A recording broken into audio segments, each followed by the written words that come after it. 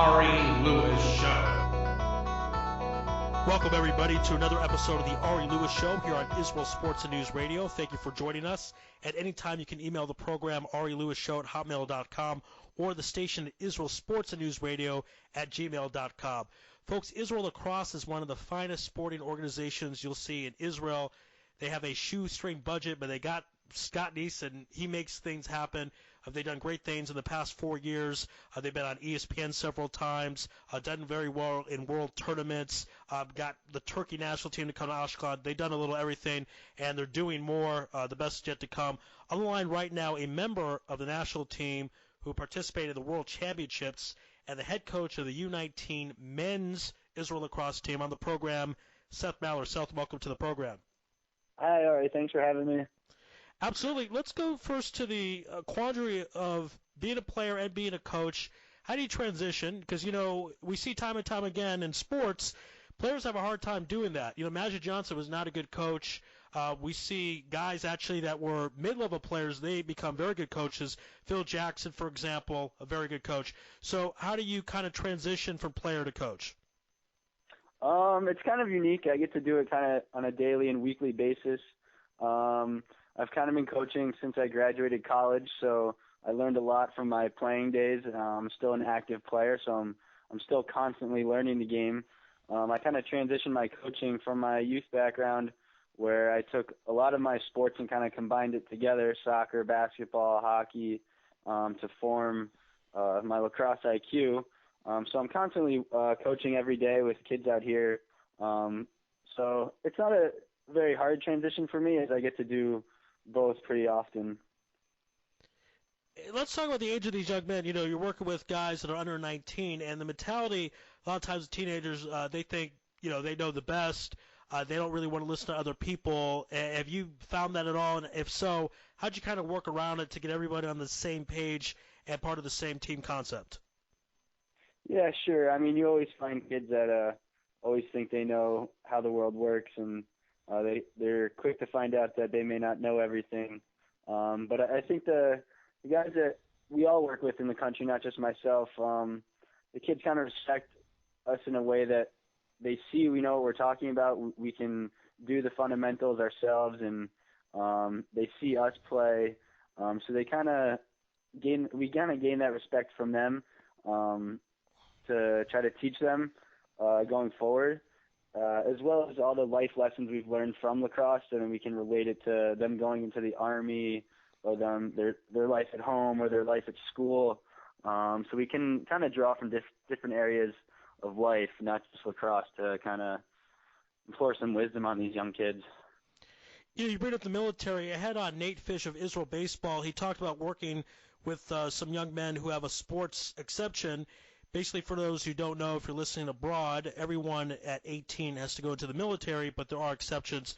Sports exception is one of them. That's why you see Omri Caspi in the NBA, did not have to serve in the military, played basketball at 19 in America for your Sacramento Kings. So Nate Fish said he'd like to see more sports exceptions because it really derails the momentum of these young men when they have to stop training and stop playing for 3 years. As a guy who's the head coach of the U19 team, would you like to see more sports exceptions in the world of Israel Lacrosse? Sure, most definitely. Just like you said, some of these guys kind of have to put their lacrosse passion and career on hold to go into the Army, and they'll get to play occasionally when they have breaks. I believe what you're talking about is sports meets Diane, which is a full exemption from the Army, which I would love to see more of. It'd be great to have more world-class athletes coming out of Israel. I believe you're familiar with Jake Soberlicht, one of our other national team players and current IDF soldier. Sure. He was actually given time off to go play in the Indoor World Championships, which we competed in Syracuse, New York. He was given 8 days of leave for the tournament. So we are growing fast, Israel Lacrosse, and we are gaining some notoriety and some contacts throughout the country. So we haven't exactly obtained the pure exemption as Omri Caspi did, and we'd love to have that one day. Absolutely. Again, this is the Ari Lewis Show on Israel Sports and News Radio, joined by Seth Mahler, and it's a tough situation because obviously the military is such a huge part of Israeli society, an important aspect. But at the same time, if these athletes can represent Israel on the world stage, that does a job as well. That is part of the whole deal because we're fighting in a Hasbara battle all the time. The Hasbara battle almost is more important than the military battle because that's how the world looks at us. So if you were going to try to sell someone who's in charge about giving a sports exception, would you go along those lines of trying to sell it? Along which lines? Can you repeat that question? Would you go along the lines of saying, hey, I understand that the military is important, obviously, but to have the Hasbara aspect of having these young guys compete on the world stage, represent Israel, and they're playing a sport like lacrosse, everyone sees Israel in a positive light when that happens. You could testify personally a year and a half ago in Denver at the World Championships, all the great relationships Israel made with other countries. I think that does wonders for the state of Israel and its people. What do you think? I certainly agree. We were playing out in Denver in 2014, kind of as the war was heightening here in the South, and we played our first game as our fans watched on here in country under some sirens. So we would love to shed some more positive light on a world stage for Israel, and we'd love to do that in a sports arena. Yeah, and the woman told me a story a few years ago where they were supposed to play on a Friday night, and they were not able to because Israel lacrosse policy is not to do that. And the other team found out about it, and they also agreed not to play, and they spent a Shabbat together and exchanged gifts and were part of a Friday night service. And I thought, this would never happen under any circumstance. You would never see that a team from another country comprised of non-Jews would join Jews for a Friday night service, unless it was a sporting event, most likely. There are exceptions, but that's pretty much where you see it. And I think sports has that unique ability to kind of get everyone together on the same page, no matter religion, background, race, culture, etc. What do you think? I couldn't agree more, and you see it more on the field than off, and this was a great example where they were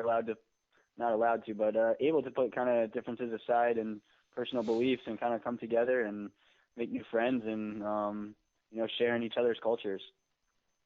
Again, this is the Ari Lewis Show on Israel Sports Radio, joined by Seth Mahler. He's the head coach of the U19 men's team.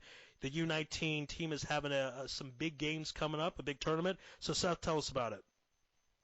Sure. We have the U19 Lacrosse World Championships just outside British Columbia in July, mid-July coming up. We're coming on 7 months out.